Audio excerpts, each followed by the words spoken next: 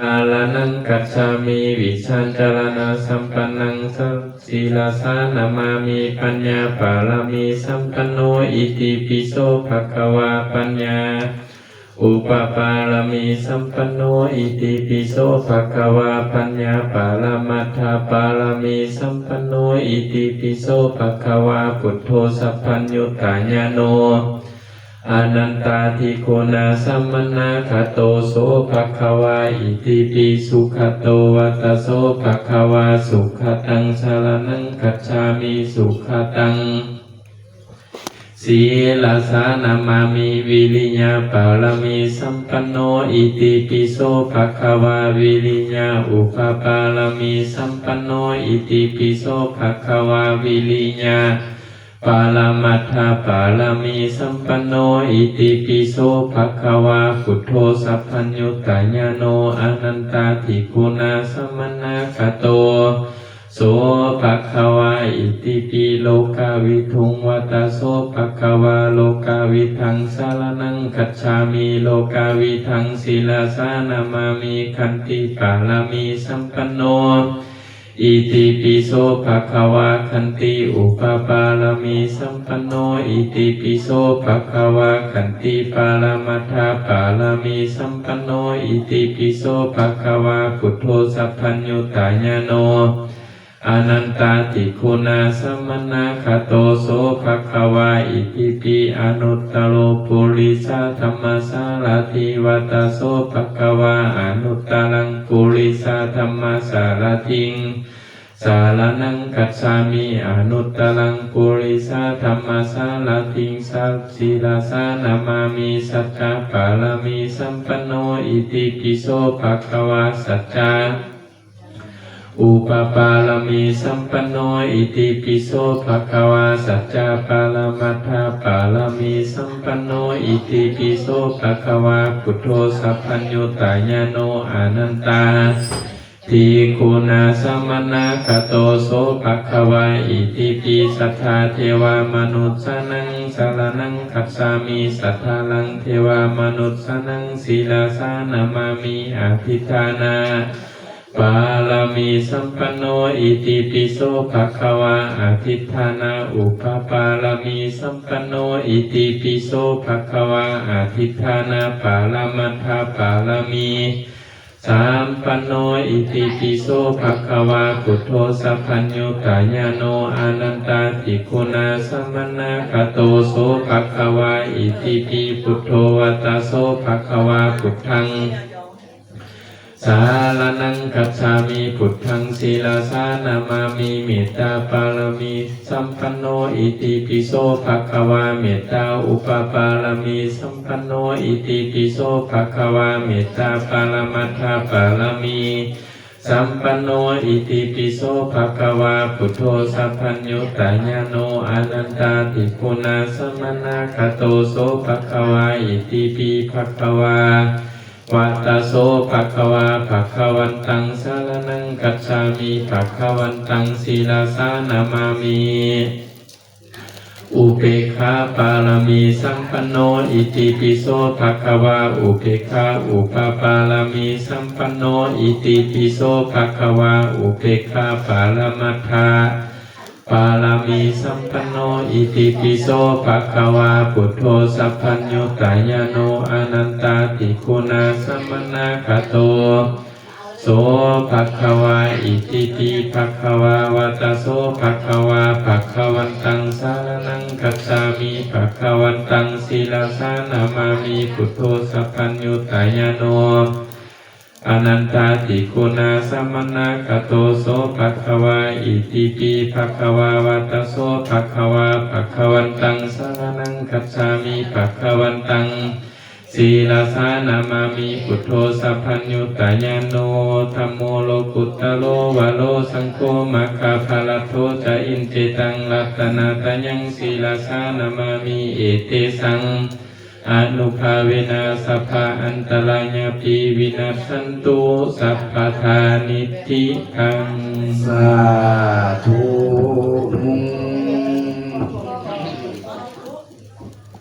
ข้อไก่กับปฏิจะพ่อหนึ่งคนนี้ตุ้ยว่าบางครั้งบางคน ม้วนมันคล้องมันนะอ๋อ กันที่สองแล้ว การนี่การที่สองเด้อคอยตั้งจิตตั้งใจเพื่อเป็นกุศลมงคลในการดำเนินชีวิตทุกขั้นทุกตอนโดยเฉพาะในวันนี้ครอบครัวจันทาวงศ์ไม่ออกจันมณีจันทาวงศ์นั้นนกตั้งใจเพิ่งหน้าจะเห็นบุญเพื่อนนี้ตั้งใจที่หนึ่งแล้ว แต่ว่าบุญแห่งโทษตั้งใจบุญแห่งโทษเจ้ากรรมเจ้าเวรเจ้าที่เจ้าฐานจังได้ไม่ออกให้เข้าใจในนี้เด้อของคนเฮ็ดบุญเป็นยังขน่อยนี่คือว่าทุกข์ยากลำบากขน่อยคือมีปัญหาแท้อันนั้นให้คิดว่าเจ้ากรรมนายเวรได้ยินว่าเฮามีคือกับมีเงินนี่แหละเพิ่นมาถามเอาให้คิดว่ามันหายไปเด้อันนี้บ่แม่นแต่มีเฉพาะแต่ในคนลาวเด้อันนี้แต่ในอดีตอินเดียคือกันสมัยพุทธกาลคือกันพันเทระเสนาบดีมหาลิมีผัวเป็นพญาออกไปล่าหมายถึงว่าไปต่อสู้และบัดนี้ผู้เป็นภรรยาที่เฝ้าเมืองนี่นะผู้เป็นมเหสีเฝ้าเมืองนี่ก็เลยคู่ขาบข่าวว่าผัวตัวเองนี่ถึกสงครามหมดเลยทั้งลูกอี8คนก็หมด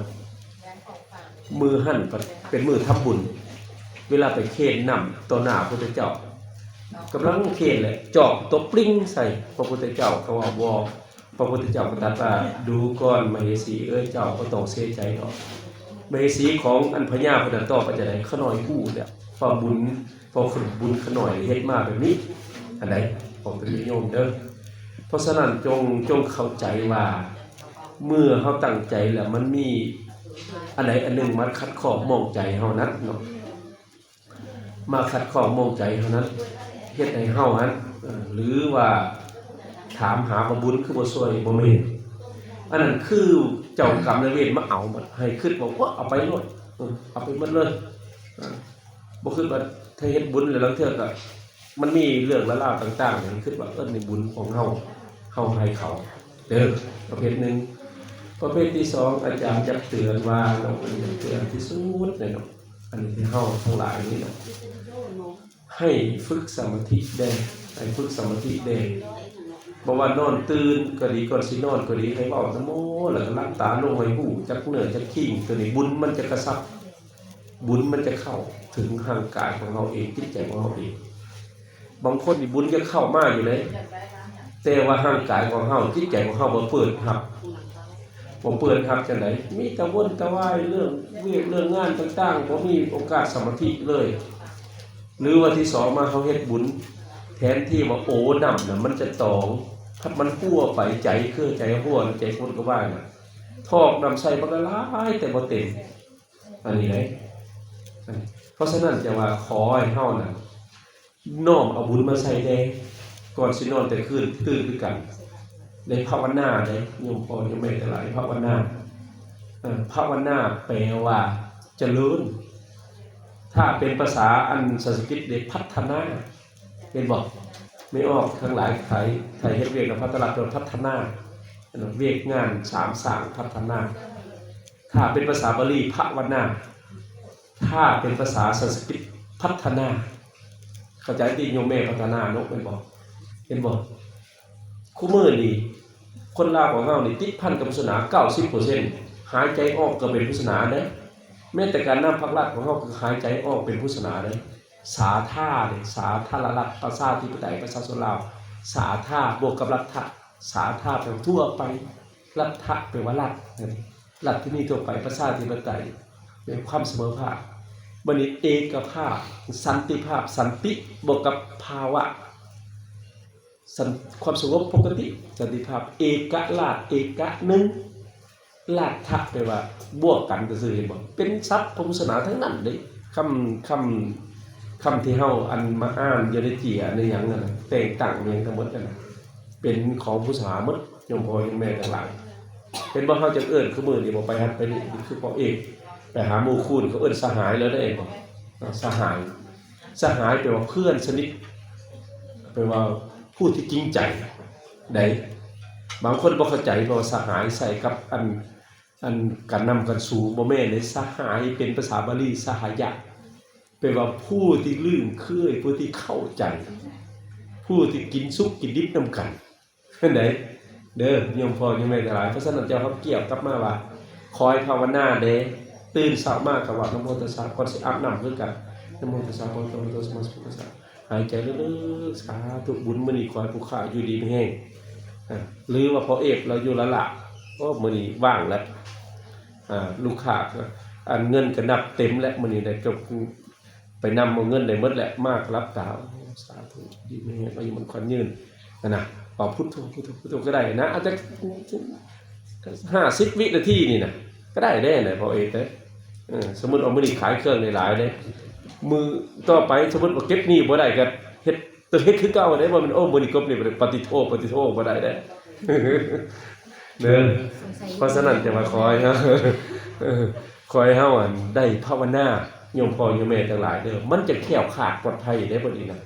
บางคนเขาบ่ภาวนาจักเทื่อไม่ตู้ก็บ่ภาวนาง่ายๆโยมพ่อโยมแม่ทั้งหลายสิลุกก็ได้อยู่ในนี่ก็ได้หลับตานึงกับพุทโธพุทโธให้ใจนะให้ฮู้ในปัจจุบันนี่นะมือนั่นจะมีพลังที่สุดอาจารย์เสื้อขนาดภาวนานี่เสื้อเด้เสื้อที่สุดว่าความจริงเนี่ยอาจารย์ในเรื่องเทื่อนี่ถามโจทย์หน่อยก็ได้ถ้าอาจารย์นอนบนห้องก็2สั่นเลยครับไปอีกอาจารย์ได้ยินเด้จัวในเรื่องเทื่อน่ะเพิ่นหยอกกันอยู่เพิ่นเป็น20-30 เมตรอันนี้ยินหรือฮู้จักบ่จะสิอยู่ทางหลังคือกันก็ได้ยินอีกคนย่างคนหยังนั้นกูจักเพิ่นทางแก่เพิ่นมีคนมาบ่จะสั่นนั้นเขาว่าใจเฮาสงบนี่เฮาลิ่งถึงอันนี้เด้อต้องขอยังไงทั้งหลายเอาต่อไปในเทศมาขโยมพื้นบ้านขอให้รับโชครับไส้ให้คำให้คูณอยู่ดีมีแรงเด้อนะโมตัสสะทุรัตนายะสามะขโยมาวาโยตุยังมาจากโพธิอุปัฏฐโมญาณัสสตาราวัสสานิเวสันตารัสสะคะเลปวะสันตุติติโพนสัทธาโวดุลาสัพปุริสาทั้งหลายโพธิอุปัฏฐโมอันว่าความอัปปิมจางให้อันใดอันหนึ่งก็ดีก็อย่าได้บังเกิดมีแก่ท่านเถิดกาหาปานานีอันว่าเงินคำแก้วแหวนเหล่านั้นก็จงตกลงมาในเรือนแห่งทานและมีโดยประการสันนันเถิด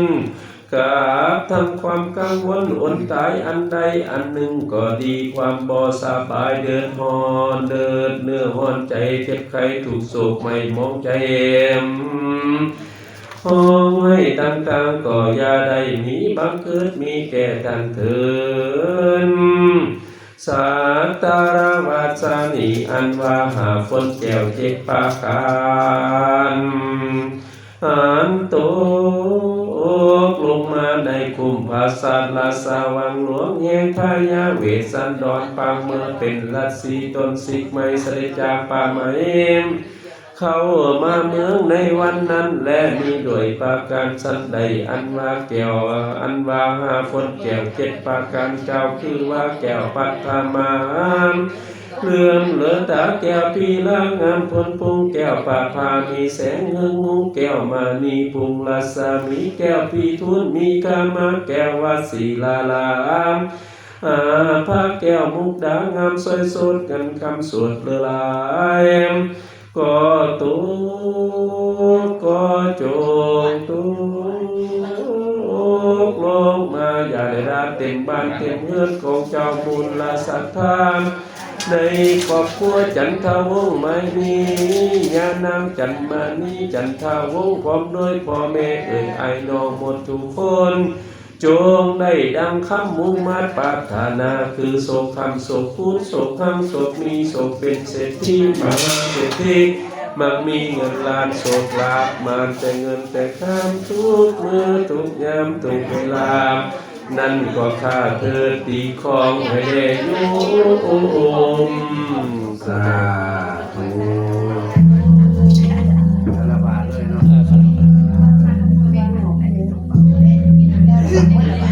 สาธุต่อไปคารวะเลยจังคนสุขคนสบายเลยกาเยนะวะ เจตัสสวะพุทเตคุมกัมมังภะคะตังมะญายังพุทโธปฏิคันนาตุอาจาญันตังการันตะเลสังวริตุงวะพุทเตกายเยนะวาจายะวาเจตัสสวะธัมเมคุมกัมมังภะคะตังมะญายังธัมโมปฏิคันนาตุอาจายันตังการันตะเลสังวริตุงวะธัมเมกายเยนะวาจายะวาเจตัสสวะสังเคคุมกัมมังภะคะตังมะญายังสังโฆปฏิคันนาตุอาจายันตังการันตะเลสังวริตุงวะสังเคสะตั้งใจนับพรเด้ออยากนำพรจะไปใส่บาตรเป็นบาตรเดียวแล้วเนาะยัตถาวะเรวะหาปุราปาริปุเรนติสังขารังเอวเมวะอิโตตินังเปตานังอุปกัมปติอิจิตังปฏิกังตุมังคิปะเมวะสเวสันตุสัพเพปุเรนตุสังกปาจันโทปนารโสยถามณิโสติลาโสยถานิวันสันตุสัพพโลกโควินาสันตุมาเตภวันวันตรายโยสุขิ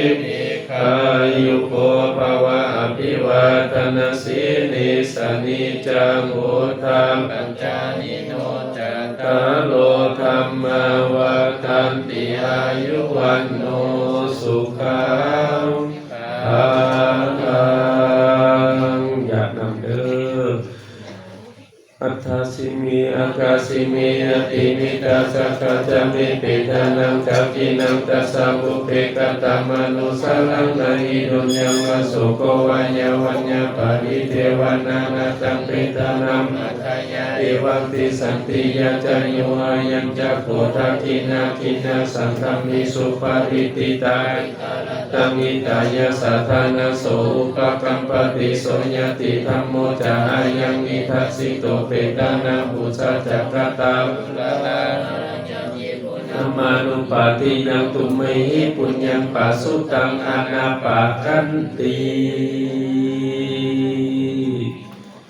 สัพเพสัตตาเวลาตุสัพเพสัตตานิพันตุสัพเพสัตตาสุขีตนังปราตุสุขีสุขีนิพพานังปาโนสุขังลัทนาเลยเนาะคือต้องรอดเลยไม่ออกอันไปใส่บาตรเด้อใส่บาตรในเฉพาะจะภาพไปมาเด้ออาจารย์ที่สู้ให้อีกเด้อใส่บาตรแล้วกลับมานั่งอีกมาหับเขามนต์คาถาไปใส่บาตรไปเด้อออกไปใส่บาตรเลยนะโมตัสสะภะคะวะโตอะระหะโตสัมมาสัมพุทธัสสะนะโมตัสสะภะคะวะโตสัมมาสัมพุทธัสสะนะโมตัสสะภะคะวะโตอะระหะโตสัมมาสัมพุทธัสสะอิติปิโสภะคะวะอะระหังสัมมาสัมพุทโธวิสัจจรณะสัมปันโนโลกวิทูอนุตตโลปุริสาธรรมสารถิสัทธาเทวมนุษย์สานังพุทโธวาติสวาก